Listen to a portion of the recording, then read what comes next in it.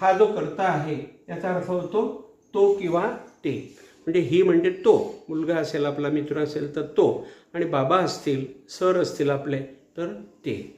म्हणजे he doesn't असं आपल्याला करावं लागेल. पहा, he doesn't go to the temple. To the temple always.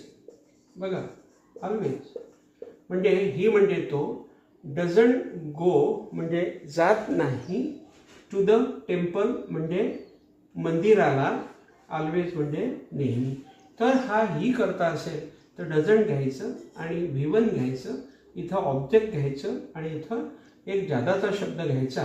म्हणजे या ठिकाणी आपल्याला नकारार्थी वाक्य अशा प्रकारे बनवता येते साध्या वर्तमान काळामध्ये. आता